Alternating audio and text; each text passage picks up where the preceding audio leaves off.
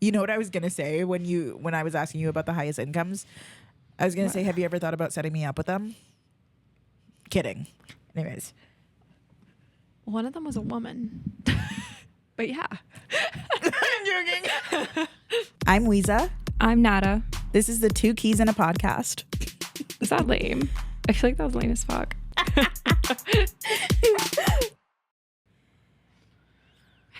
What? Nothing. I want to sit with my leg up, but like it hurts when I like squeeze it. Damn. I'm like uncomfy. Are you gonna talk about that on the pod? Yeah. Okay. I got like sliced Biopsy. open. Yeah. Okay. Are we ready? Are we ready to rock and roll? Ready to go. Arlo's here. It's been a minute. Special guest. Okay. Welcome back to the 2 Keys in a Podcast. Nada has an important update for the audience. I do. I'm an auntie. Woo! To baby Bert. To what? To baby Bert. Oh, his name's Bert. Yes. Lovely. So Ryan's sister, which is my sister-in-law, Just gave birth. just gave birth. Yeah. Holy shit. On Thursday. It was pretty exciting because they kept the gender a secret. Even to them? Even to them until they actually gave birth. So we had no idea what it was going to be. Mm-hmm. Ryan and I both thought it was going to be a boy. And then Ryan's mom was thinking girl. And then it ended up being a boy. So I was like, yeah. But it's crazy because I'm like officially an auntie now. And Ryan's officially an uncle. And that's your first time being an auntie or an Yes, uncle? like my first time. Oh my gosh. Yeah. And so they live elsewhere. Yeah, they live in Antigua. Which is like goals, by the way. Yeah, literally. When are you going to visit Bert? They're coming in the summer, so we're gonna meet Bert in the summer. It's hard to visit them because everybody goes to visit them. No, for like, sure. No joke. Like when you move to a place like Antigua, Everyone has an wants excuse to to go go. there. Yeah, it's like a vacation with like free accommodation essentially. So they're like a revolving door. We were gonna go, and then we had to push it back, and then someone else was coming here and there, and then it didn't work for us anymore. So we'll get out there eventually, but yeah, I'm now an auntie. I wonder how popular that is to actually wait until the birth of your child to know the gender. Because like everybody does gender reveals now. Yeah. And does the most. So I just wonder like if that's like almost not normal now. Do you know what I mean? I personally could not. Wait? Like wait, yeah. Like no, I'm never having a kid. Like I Yeah. can't with birth. It freaks me out. But like if it were me, I have zero patience and like I want to know stuff right away. So like I would not, even if I tried, I would not be able to. For me, it comes down to like planning. Like I need to like know what I'm having so that I could like make the nursery cute, you know, like buy clothes, tell my friends and family what they need to buy for it. Like, do you know what I mean? I just couldn't pop out a kid and then just like my life changed all of a sudden. And now I have to like, you know, get the things that a boy or a girl would get. Yeah. I mean, I feel like everything's like, you can get a lot of like pretty like gender neutral stuff. So I'm like, it's good. I'm really excited for them. It's like their first kid, like, you know, it's like huge. Yeah, no, that's crazy. Yeah. And it's like in our like immediate family too. Like there's lots of kids and stuff in their family, but like not like immediate like this. So it's like, yeah, no, for sure, exciting. for sure. I don't have any immediate nieces or nephews either. Yeah. Well, and the baby like looks like them, which is also cool to see. Like I can see it has like my sister-in-law's like top half of the face, and then like my brother-in-law's like bottom half almost. That's it's so, like, do you want to know what's so crazy? What? I like can never like figure out who a baby looks like. Like every time Really? somebody's just like, oh my God, you look exactly like your mom. I'm like, I feel like it looks like a potato for the first like 2 years. Do you not? I think this is actually a really, really cute baby. Yeah, no, I don't babies think are that- cute. I'm just saying I don't see the features until it grows into them. I definitely see it. I don't know. I think I could agree with you, but like I also think part of it is like most people that I've known that have had babies, I've not been super close to. So I feel like I haven't looked at their face enough to be like, oh my God, like that reminds me of like their That's face. true. But like I've seen them quite a few times. So like I feel like I know Yeah, that it no, like for sure. resembles them. And I'm excited to see like the features and stuff like grow and like see what it grows into. Yeah. Yeah. Period. Congratulations, Martina and Tyson. Woot, woot. It's like, Beautiful. I hope she watches this episode. She will. She's literally our biggest fan, our only fan. I'm kidding. In other news, Justin Bieber performed at Coachella. Oh 2 my weekends in a row. God. So unfortunately for you, that does mean that I have to talk about it for the next 5 minutes. That's okay. Go for What a guy. What a guy. Did you see any clips? I've been seeing that like kind of meme video that's been going around where he like he's singing Beauty and the Beat and he's like not into it, and then the crowd starts like bumping and then he like gets really into it. I have no idea what your algorithm must be. He's like, show you off. Tonight I want to show you. And he's like dead. And then he goes full out. Like, so what it was like, okay, so weekend one, I was obviously watching it live. Like, I know Coachella streams live every single year. And there's only been 2 times where I've cared to actually lose sleep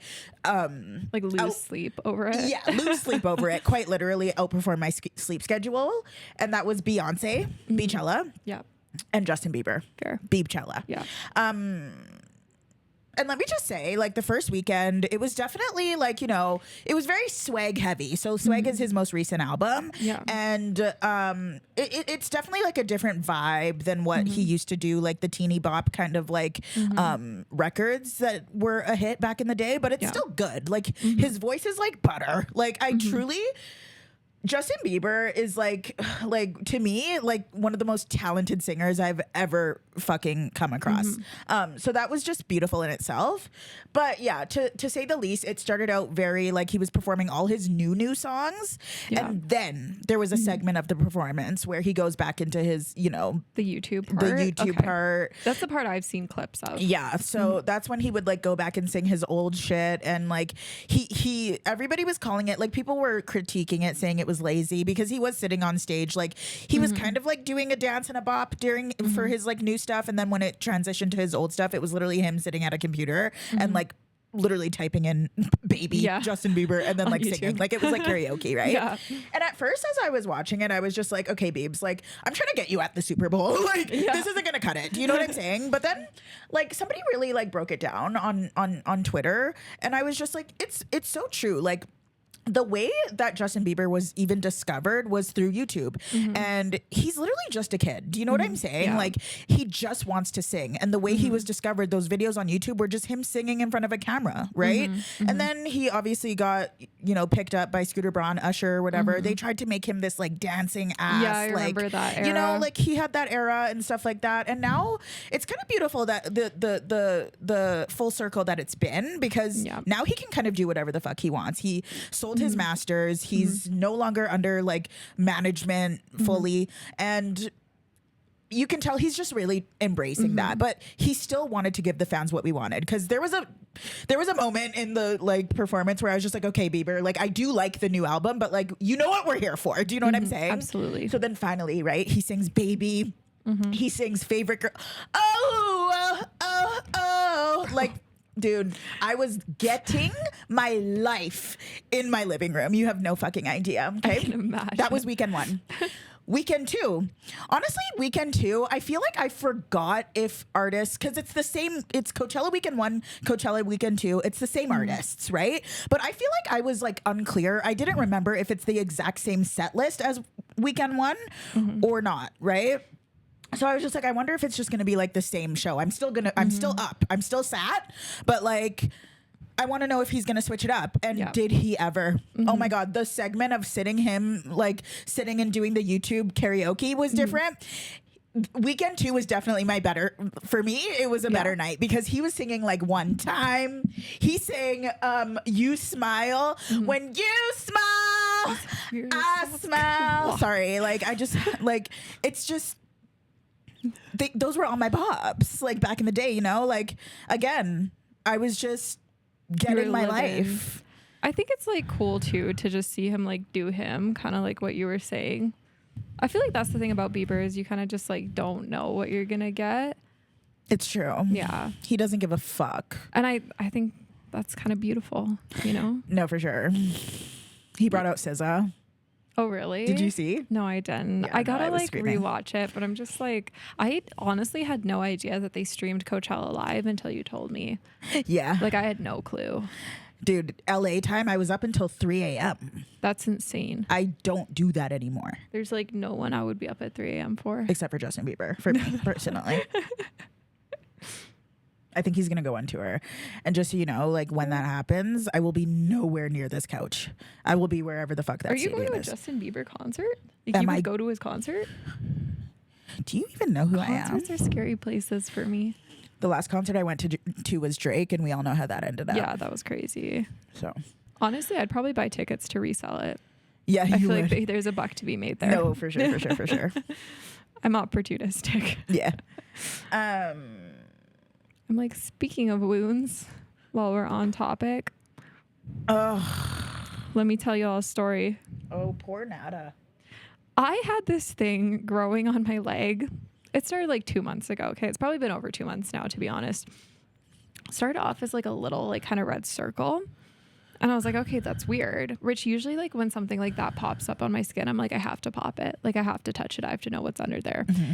This one, I like didn't pop it because I knew there was like nothing there. Like it almost looked like a little mole or something, right? And then it started growing because I talked to Chat and I was like, okay, what do I do? Like, I feel like this could be skin cancer. So I talked to Chat and Chat was like, keep an eye on it, like see if it grows or whatever. And it absolutely did. It probably like doubled in size almost.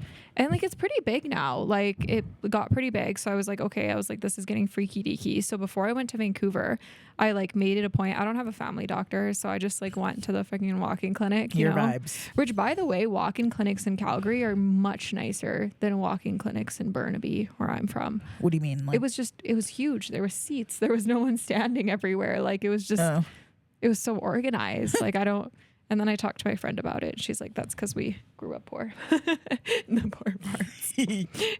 So anyways, so then I got referred to a dermatologist. And then yesterday I had my derm appointment.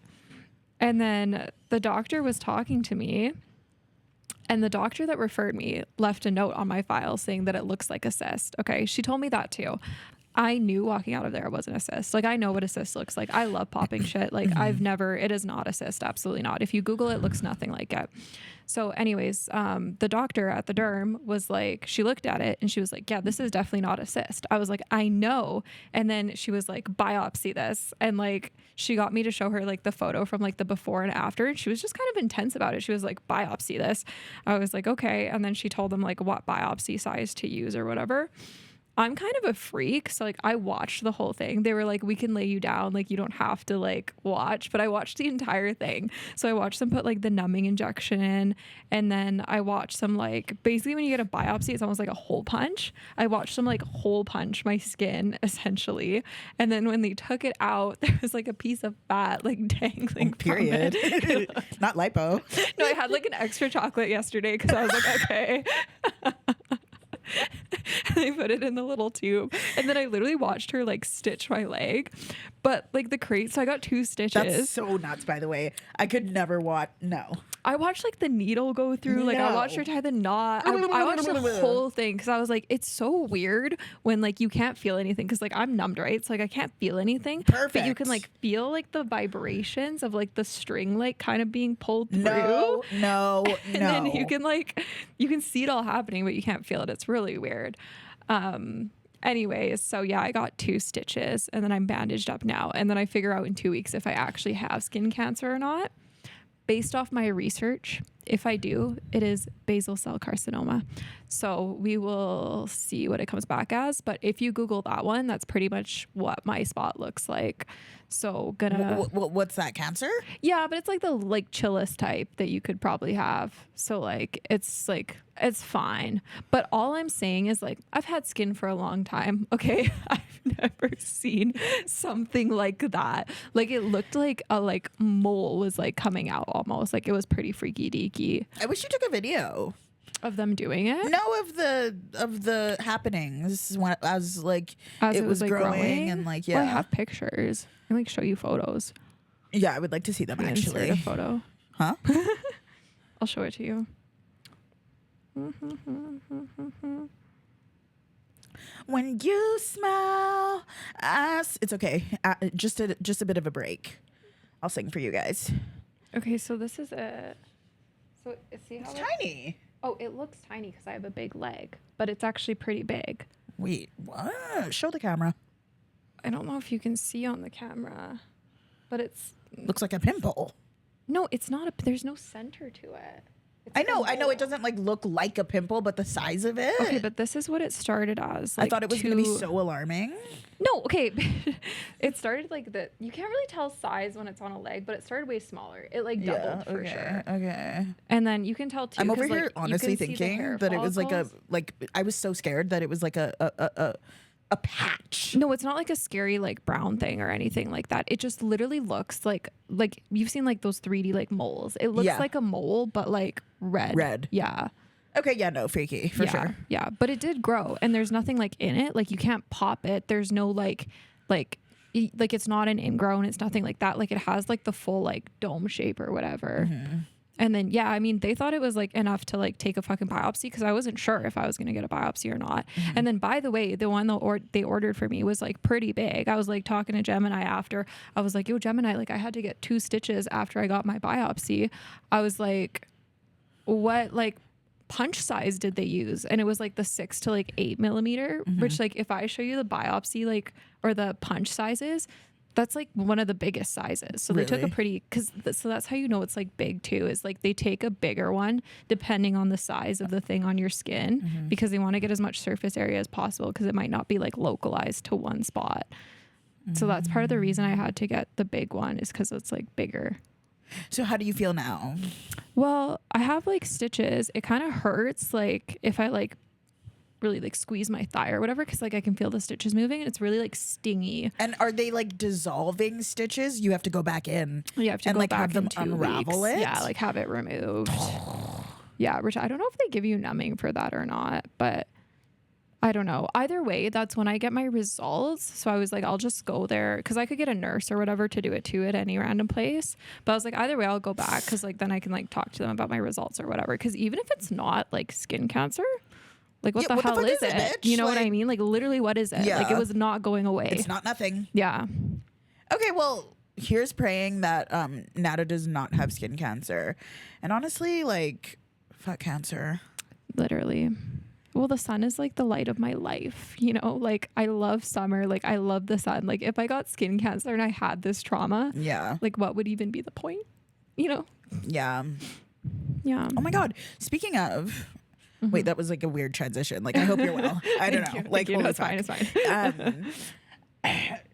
Daylight savings in Oh, Calgary is yeah. gonna like remain or whatever. Oh yeah. So that means we just, we just stay on the same time. yeah, you like know? nothing ever changes. Like BC did it. Yeah. And so I guess we like followed right after. That's so weird. It's kinda Who nice, can just though. decide that? Okay, apparently it's supposed to be like better for you because you're not like changing your sleep schedule. Or I don't think it's that big a deal. Like I never felt like a huge impact from it. It or only whatever. happened twice a year. Exactly, yeah. But I mean, it's supposed to be better for you. So But I'm down with okay, it. like, oh my God, this is gonna sound like such a stupid question. Ready? Mm-hmm. The point of that was so that like the daylight would be longer and like the like whatever, like it would change based on like the seasons. yeah. So like, what happens now? Like, what do you mean? Like, Well, whatever we're stuck in is whatever. whatever it is. stuck Hey, in. Yeah. girl, what? That's gonna be so I haven't weird. looked into, so like, in if it's- 50 years, Yeah. it's gonna be like nighttime at like 9 a.m. if we never change it. No, girl, no. Oh, okay. Can you explain it to me like I'm 5? No, because I don't really understand it either. But I know that's wrong for sure. Okay, like, because I'm like, what is the impact? Like, I just don't truly, like, I really don't. No, it's just like either we like I don't know what time change happened when, okay. But I know it's either like it's gonna be darker for longer in the morning or it's gonna be darker earlier in the evening. Forever. Yeah. I just remember like daylight savings being like such a like lit time because like back when I would like go to the bars and shit like that, we Yeah. would have like an extra hour of like Oh my fun. god, I've never thought of that, and I've literally never like done that. But that makes Oh yeah, no. that's, Back like- in the day, it used to be like the night to go out was Really? the whatever night it was that the that's clock low-key extended really or whatever. smart. Yeah. Wow. If you're like working, do they pay you for an extra hour then? Well, no, because No, the they time. don't have to. But you're still working that hour. No, but the time doesn't change at 5 p.m. Like it changes like overnight. You know what I'm saying? Oh yeah, yeah. So Oh, it but already what, like what about people wait, with no. night jobs? But Are you're we saying dumb? the club. I'm talking about like people working at the club. No, it's true. It's true. Yeah. No, there's people with jobs like at night. Like, because they're still like clocking. no, yeah. You have to work longer. Yeah. That's weird. That's weird. I'm telling you, daylight like savings has never impacted me in my life. I know, me never neither. I changed have my no clocks. idea. Like we are not. I only ever look at my phone for the time, anyways. Yeah, which my just dad auto changes. My like, dad is like the cutest human. He'll come like visit me or whatever, and the first thing he does is change my clocks because I never do it. Yeah, I don't either. I have no idea. I just know whether I'm supposed to like subtract an hour or not. Like I just know that Apple keeps me updated. So whatever time it is on my phone is what time it is. Okay. Absolutely. I mean, this is a real estate podcast. We should probably talk about real estate. I love how you're always the which person I feel like that is my line, like on this podcast. Don't you worry. Like I was getting to it. Okay. There's a couple things, updates. Yeah. We should talk about the new GST rebate. Okay. On new builds. Because so what it is basically if you are a first-time home buyer, you buy a new build, you get your GST back up to $50,000. Yeah. And or up to $1 million purchase. So basically, like if you're buying a $500,000 house, you only need 5% down as a minimum payment, as a minimum down payment, which is $25,000. And you apply for the rebate after you take possession, and you get your rebate back a few months later. Yeah. Yeah. Pretty lit. I've had like one client who's done it on the mortgage side, but ours was a little different because some builders, I think we're going to start seeing this more often, but some builders just take the GST rebate right off the purchase price for sure from the get-go. So that was my next thing. Yeah. I mean, which honestly, I'd probably rather I because then your mortgage is smaller.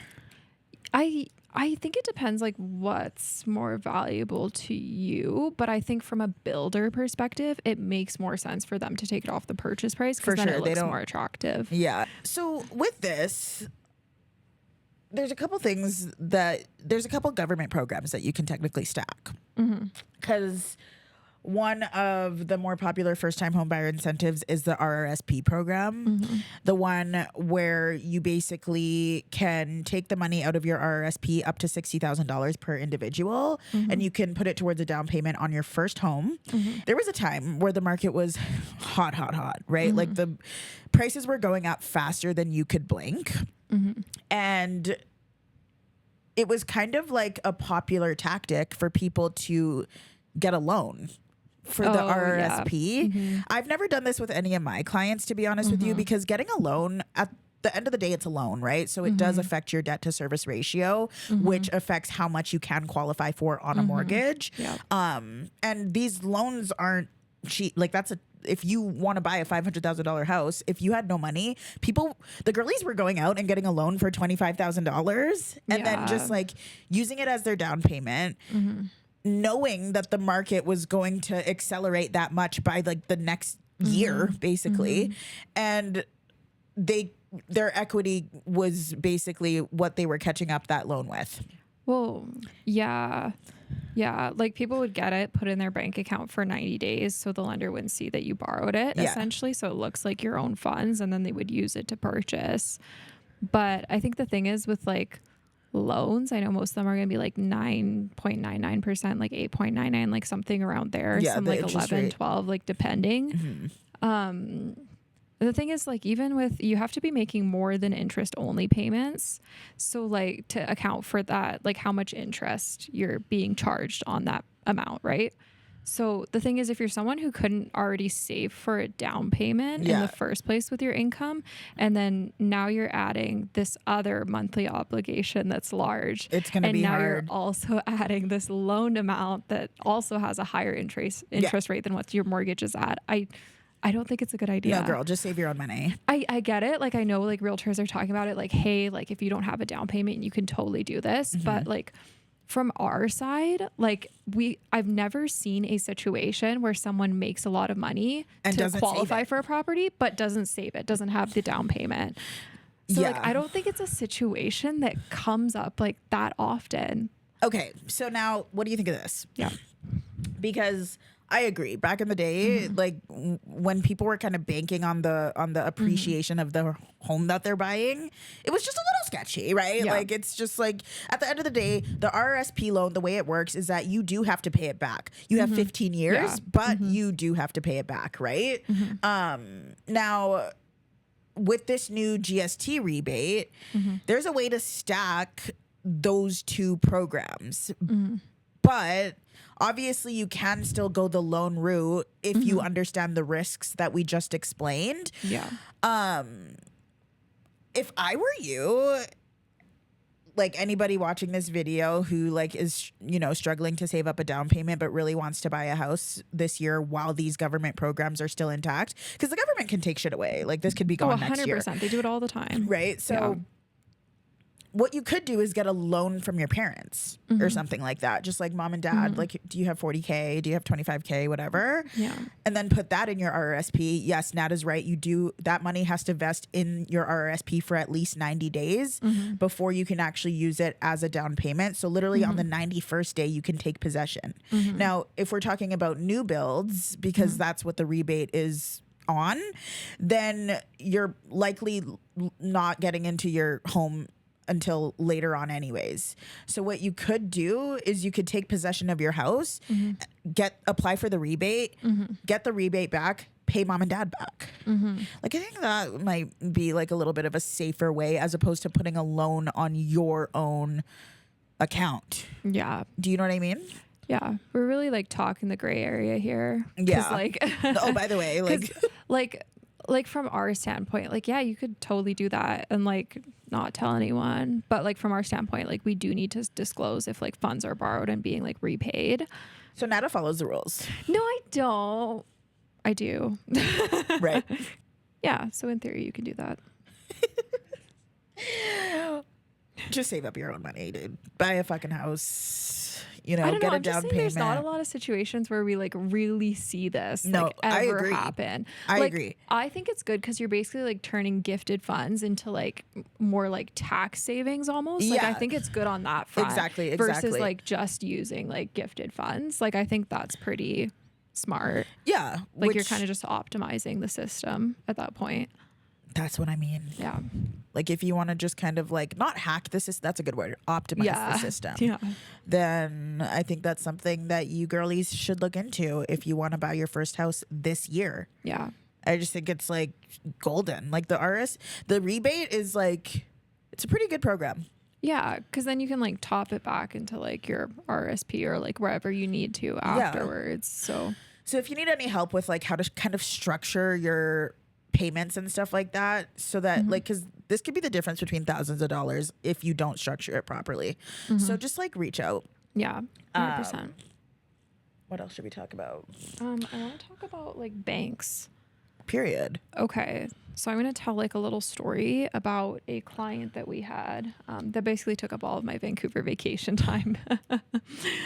So the first thing I'm going to say is that when a mortgage broker gives you a pre-approval, that is not a universal pre-approval. That does not mean if you go to if you go get an offer accepted and whatever, and then you decide to go to another mortgage broker, that doesn't mean it's the same value that they can give you, right? Like we have different ways of qualifying people, and it's going to depend on the way your mortgage broker qualifies you. So leading into the story, we had a client who we qualified a very particular way, right? And it's a way that not a lot of mortgage brokers know how to do. Like it's very niche. There's not even that many situations where we can do it, but we did it for her, right? So we managed to get her a pretty good pre-approval compared to what we were looking at originally, compared to what any other mortgage broker would have given her. Right. So we give her that amount. She's like, okay. And then she gets an offer accepted. We're in our conditional period. She's not giving us any documents. She's kind of being unresponsive because she wanted a lower rate. Right. So she went to the bank and the bank gave her a 0.05% lower rate than what we gave her. Now we have the ability to do buy downs. Like we can take your rate down. We can match that rate. I try my best not to do it for like difficult clients or for clients who are not giving me documents on time or someone that I like really, because then at that point, like I deserve my whole commission. Like I'm putting in the extra work for you. So like I'm going to make sure that I get it. Buy down means like the mortgage broker literally takes from their commission that they would have gotten to buy your rate down. Yeah. Yeah. And the ratio is like 1-4, right? So it's like if I take your rate down by like 0.05, then I'm giving up essentially what would be like a fifth of my pay almost. It would be like 20 basis points. So it's pretty hefty even to do like a little buy down. Anyways, so we let her go to the bank, right? My concern when she went to the bank is I was like, we qualified her weird. I don't know if they're going to be able to do the same, right? So I had a conversation with her realtor, and her realtor was like, no, she's like 100% good. She did her lawyer signing.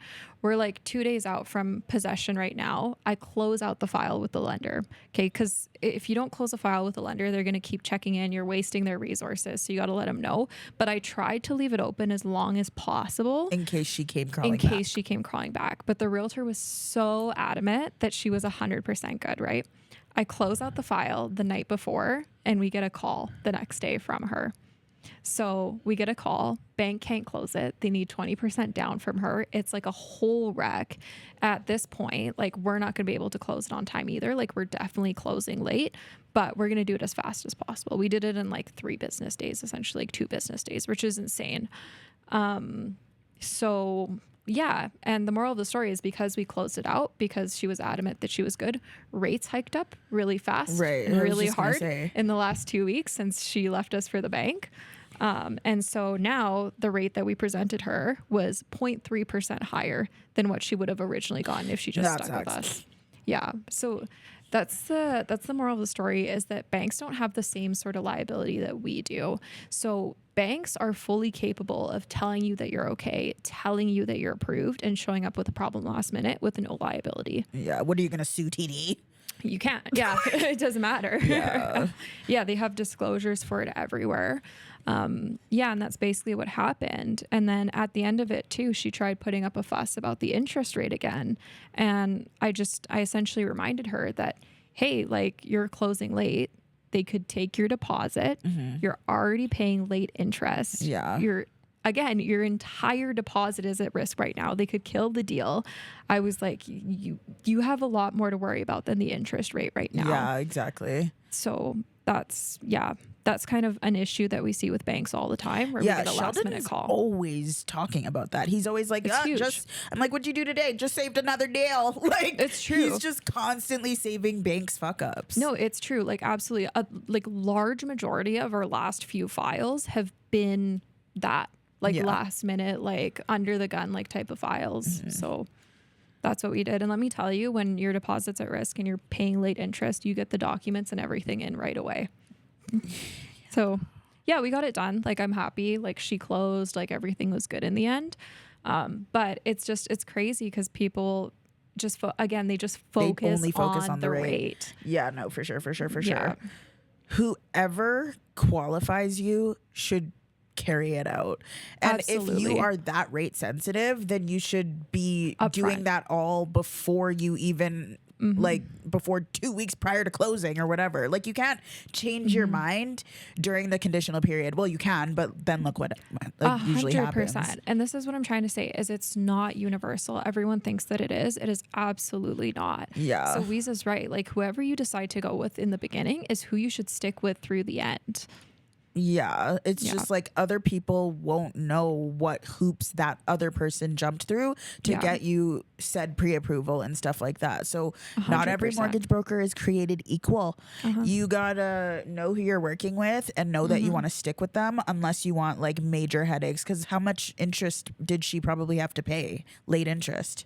Oh, I don't know. I didn't get the amount from her, but hundreds at least. Yeah, she was definitely like probably in the thousands, like, at that point, because it was a pretty expensive property too, right? Really? And it's like based off the amount. Yeah. So I imagine it was like pretty hefty, and it was a new build too. The builder was actually pretty like nice on her. Yeah. But yeah, anyone could have just taken her deposit, canceled the deal, and relisted the home. Exactly, that too. Yeah. So the other risk about like being late on closing, even as the buyer, you signed a contract that said that you are going to be purchasing, the funds are going to be in that seller's account by noon on whatever possession day, right? And obviously the people that you've hired to carry that out towards the end of the purchase is, like we just said, it should be the same person, because they they know what hoops to jump through for you specifically. Yeah. Anyways, if you're late, the seller has the right to cancel the deal, grab your deposit from you because it's non-refundable at this point, and relist their home. So that actually would happen. Sue you. If it and sue they you. Could so sue you. if their house, if it was like a hot market or something like that, oh, for sure that might have happened. Yeah. That sucks. I do have a call. Oh, that's in fine. 2 minutes. So do you think it's best if we just like come back? Yeah, we can come back, or we can like wrap the call will do be you have 10 more, minutes. Like, do you have anything? Okay. But you have more stuff you want to talk about? Okay, that's fine then. I don't think this is a long enough episode at all. We are just going to have to. We should put like a little intermission clip. Yeah, sure. Cute. Okay. You hate to see me go, but you love to watch me leave. I'm going to watch you come back. You texted me. Wait, I'm not supposed to be on this call, right? Yeah, no, she said, fuck you. She literally was just like, I don't need a mortgage broker right now. Okay. I was like, okay. You will eventually. Anyways, hi, where were we? I have 15 more minutes. We did our bank spiel. Yep. And then, yeah, I mean, I feel like we kind of wrapped What else should we talk shit about? Oh, yeah. I had a client who was looking to buy or whatever, so he reached out to me, and then he was just like, actually, no, wait, pause. I have a financial advisor who told me to wait until the end of the year because the rates are going down. I would like to remind everybody at home that there is a war happening. Inflation is going through the fucking roof. If your goal is to buy this year, then it is better sooner than later. Interest rates have already started going up. Fixed rates, that's for sure. Variable rate is soon to follow. And I just think that it was insane that a financial advisor told him that. First of all, we're not even technically supposed to like predict the market. Like, it's actually like nobody can predict the world. You can't say like anything with certainty at any time, like with stuff like this. Right, especially because you're wrong. Like, it's literally the opposite is happening as we speak. Well, and we have this conversation with clients all the time because like whether it's like their financial advisor, their mom, their cousin, their second cousin, like somebody told them something's going to do something. Yeah. And the thing I tell people is like, none of us have a crystal ball. If someone is predicting the rates and they're telling you that's going to happen, like just look at what's happened like the last 3, 4, 5 years. Yeah. Like no one's been right. Like, no, for sure. And I used to do that. Like in the beginning of my real estate career, I used to be like, you know, I feel like this is going to happen. But I would always preface it with saying like, I feel like not this is for sure going to happen. I think in the short term, like we can reasonably make predictions. Like, you know, like with like the next like one in like next interest rate announcement, or maybe even the one after, like we can say like, hey, they're like probably going to hold. Would I ever tell you to like wait a year or like, you know, for rates to move like a certain way? If you way? have a down payment right now, like let's just think logic, right? If you have a down payment right now, okay, we live in Calgary, Alberta, where prices, like even if they fall, nothing's falling like 10%. Like, you know what I mean? Like it's just kind of like everything usually stays pretty afloat. Unless you're talking about condos. Anyways, I just think it's silly to like try and time the market like that. Like it's actually quite literally impossible unless you have like such a strong stance on it and stuff like that. But like I'm saying, if you're ready right now, if you're in a position to buy a house right now, just think about like how mad would you be if the opposite of your prediction happened in a year and then you're completely out of the running of the type of house that you would have been able to buy a year ago. Well, here's the thing too. Like when you get a mortgage, you sign a term. Okay. That term's like usually 3 or 5 years. Like so most you don't common. even exactly. So it's going to change anyway. In 5 years, if you stay with your lender or go to another lender, wherever rates are at is whatever you're signing for, unless you're ready to sell that property essentially and not have a mortgage anymore. Yeah. You're at the mercy of rates regardless, essentially, and where they're at that point in time. Unfortunately, we do live in Canada. Yeah, exactly. Like we're not like the States where you can like have the same rate for like 25, 30 years. Like, I don't know. It's insane. For real. Yeah. So Yeah. I just thought that was so crazy. Like, I was just like, wow, your financial advisor is giving you false information. Crazy. I totally agree with you. I think no one like in their right mind should be trying. And I think if someone is trying to tell you for certainty that this is happening with rates, I don't think you should be listening to that person. I think you should go get a new financial advisor. Have I ever done that? I'm trying to think. Like, should I call? Have I ever done that? Probably. No. Well, that's what I'm saying. Like in the short term, like we can say things. It's so easy. Like because most of my clients are like my friends, honestly, or they like become my friend in the transaction. 100%. Okay, and it's just so easy for me to just like in like passively talking, just be like, oh yeah, this is probably gonna happen or whatever. But I feel like I always preface it by saying probably or like maybe or like if, you know, like it's just like everybody just know that like.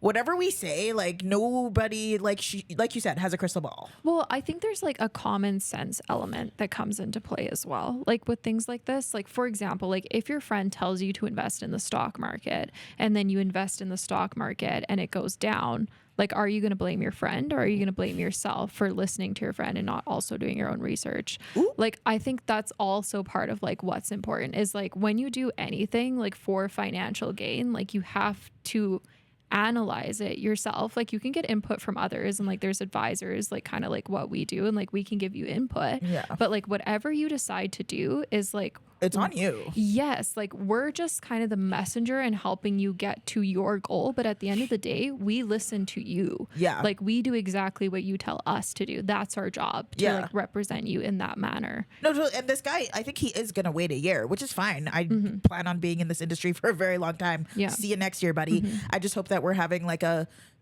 you know, positive interaction as opposed to like you like banging your head on a wall. Yeah. You know what's like what I actually want to touch on kind of quick is we're at a pretty big discrepancy between fixed and variable rates right now. Yeah, hey? Yeah, to the point where so before we were pretty similar and then now the gap is big enough that it affects your like qualifying, like your pre-approval. So like for example, like if we pre-approve you with like a fixed rate, like I'm talking insured rates right now, just for my example, not that it's anyways, yeah, so I have one guy that I pre-approved and basically we didn't come out to the number that he wanted, right? So I showed him like, hey, like if you got an insured mortgage and you did go variable, like this would bump up your qualifying by 20 grand right now. So it can bump up your qualifying right now because we're at such a big discrepancy. Yeah. Like that being said, like whether you want to, I'm just telling you how you can bump up your qualifying if that's a goal of yours right now. Explain what the discrepancy is. Like what's like a fixed rate that you see typically right now versus a variable? Okay, so like variable right now we're at like 365 and then fixed we're at like 434. So it actually makes sense to get variable finally. Well, the thing is like, you know, as the gap was growing, right, is you kind of tell people like, hey, like if you go variable, it only takes like 1 or 2 like 0.25 rate increases to like match the fixed, right? Now we're at a point where it's probably going to take a little longer for the variable to like reach the fixed. And then it would need to surpass the fixed over the length of your term to like net out the difference, right? So now we're at a point where like it can make sense to go variable depending on you. How long your term is. Yeah. So like, but most variable terms are going to be 5 years. Right. Like there's not a lot of lenders that offer 3 year. So like most of the time you're going 5 year, but like say for example, like we're kind of like our predictions in the mortgage industry right now is that variable is probably going to start going up towards the end of the year. And then all of the big banks are basically saying that they don't think it's going to be like a big increase. They think it's going to be like, this is funny because we just talked about predicting rates, but I'm saying this is what the big banks are saying. Well, we definitely can't predict 5 years from now. But no, 100% no. Yeah. But it's the fact that the margin is large right now. So ideally, like if everything kind of like stays normal, it can make sense. What does normal mean? Like for example, like if it takes like 2 days ago, Trump tried to nuke. Did you see that? Oh, what? Don't even tell me.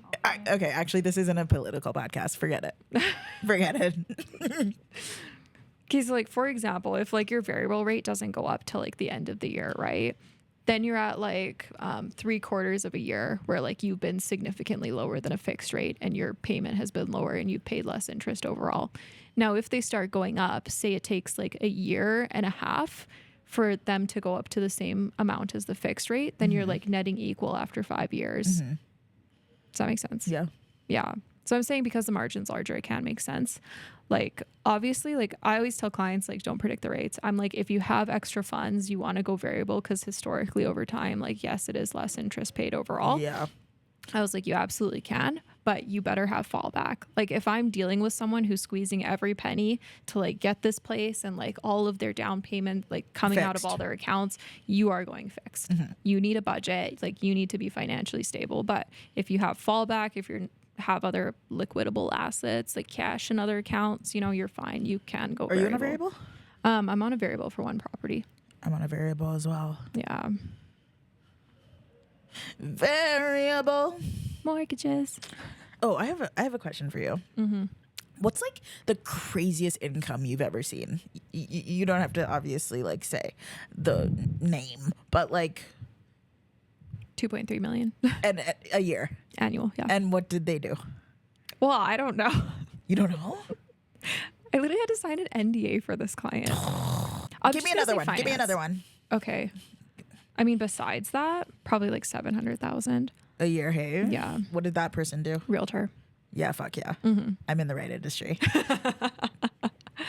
The thing is for us, like in our industry, like it doesn't, okay, like you can on paper, like you can make hundreds and hundreds of thousands, right? Like we deal with people where like we look at their corporate accounts and like their like revenue is like easily in the millions, right? But then there's like deductions and everything and stuff they pay for, materials, whatever.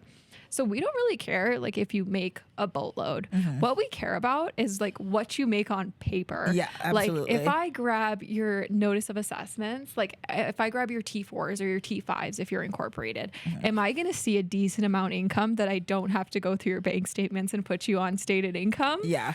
Then that's like... No, for sure. Yeah. I'm surprised I even got my property because, dude, what I make on paper was...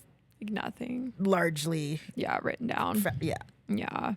And that's like, that's what you have to do is you have to tell people like, hey, like, cause people get upset when they hear it. They're like, I make all this money. I do all of this. Yeah. I'm like, and I can't get a mortgage for this amount. It doesngoing to matter. I'm like, no, you can't. Like realistically, like you can go on the B side, put 20% down, pay a 1% lending fee and get a mortgage that way. You're going to have a higher interest rate, but you're sure as hell going to save way more on your taxes because you wrote your income down. Yeah. So do that. Yeah. My third property, B lender. And I've stayed on B lender because at one point I was trying to switch and I decided it is literally not worth it. Like right now, like B rates are almost where like conventional A rates are at. Like it's crazy. There's not a large difference between B lender rates and A lender rates right now. You know what I was going to say when I was asking you about the highest incomes? I was going to say, have you ever thought about setting me up with them? Kidding. Anyways. One of them was a woman. But yeah. I'm joking. Kidding. Like, I totally would. Like, yeah. Can we talk about this intermission we just had? Because we're on intermission number 2. And how you came back with a hard iced tea. Like, bro, here's one of the perks about Here's one of the perks about being in this office, okay? AKA the Getty Group. There is always liquor. Okay. So, realtors need a good drink every now and then. No, it's just like one of the cameras died while Wiza was gone. So I went to go get my charger. I opened the office. Everyone's sitting in there drinking. And then someone just hands this to me. Yeah. And then I was like, whoever gave this to me, thank you. Yeah. And then I left. The other lit thing about being on the Getty Group is that we always have like barbecues, fun like little events and shit like that. We're about to we have a $5.7 million listing that's coming up and we're hosting a huge ass barbecue on the block. I'm so excited. I know. For that. Yeah. Anything else? I mean, I just really want to talk about the fact that I just got my hard iced tea, but chug it. I can't chug it. Remember what happened last episode? Girl, this is 2 episodes in a row with alcohol involved. Don't look at me, bitch. I'm not drinking. I'm on the clock still. I just had a call with an investor. Yeah, you look at yourself. I need this to function. Look at Arlo looking at his mom in a He's utter like, shame, disgust. Shame. Yeah. Do we care to talk about anything else? I don't know. I feel like we have nothing else. Like, I don't know. The weather's good. Okay, we're not going to sit here and talk about the fucking weather. Guys, it's been a blast. Thank you so much for tuning in to this episode. We will see you next time on Two Keys in a Pod. That's probably going to be a 20-minute episode. Do you think we talked about it? I think we talked about a lot of stuff. I feel like we